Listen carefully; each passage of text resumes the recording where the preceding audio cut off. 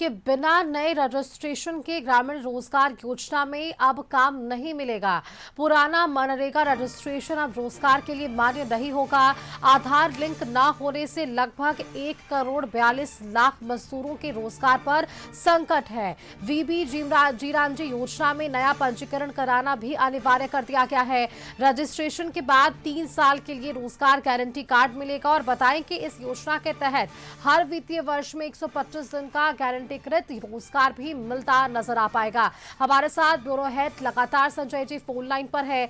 संजय जी, और क्या प्रावधान है, किस वजह से ये निर्णय लिया गया और इस निर्णय के बाद जिस तरह से मजदूर जो है रोजगार पर उनके संकट आने वाले हैं, इस तरह की बातों पर और कितनी सच्चाई सामने आ सकती है या इस पर सुधार और क्या हो सकता है?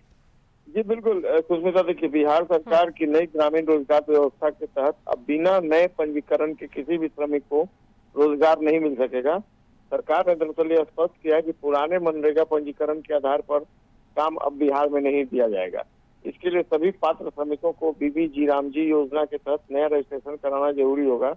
जो जानकारी मिली है उसके अनुसार आधार से पंजीकरण लिंक नहीं होने के कारण राज्य के तकरीबन 1,42,00,000 श्रमिकों के रोजगार पर संकट खड़ा हो गया है। ऐसे सभी श्रमिकों को जल्द से जल्द नया रजिस्ट्रेशन कराने की सलाह दी गई है। नया रजिस्ट्रेशन पूरा होने के बाद श्रमिकों को 3 साल के लिए वैध रोजगार गारंटी कार्ड जारी किया जाएगा। योजना के तहत प्रत्येक वित्तीय वर्ष में पात्र परिवारों को 125 दिनों का गारंटीकृत रोजगार उपलब्ध कराया जाएगा।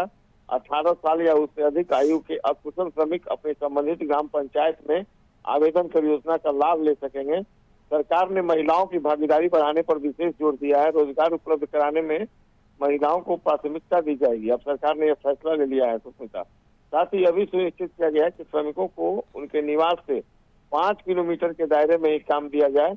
अगर किसी कारणवश इससे अधिक दूरी पर कार्यस्थल आवंटित किया जाता है तो संबंधित जो श्रमिक है उनको निर्धारित मजदूरी के अलावा 10% एडिशनल भुगतान जो है वो किया जाएगा।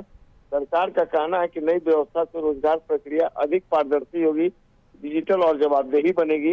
इसलिए सभी पात्र श्रमिकों से समय पर नया रजिस्ट्रेशन कराने की अपील की गई है ताकि उन्हें रोजगार ऑनलाइन लाभों से वंचित नहीं होना पड़े। जी सुष्मिता। बिल्कुल, आपने ठीक कहा संजय जी। अब इस तरह से तमाम जानकारियां सामने आ पा रही है। बहुत शुक्रिया आपका हमारे साथ जुड़ने के लिए।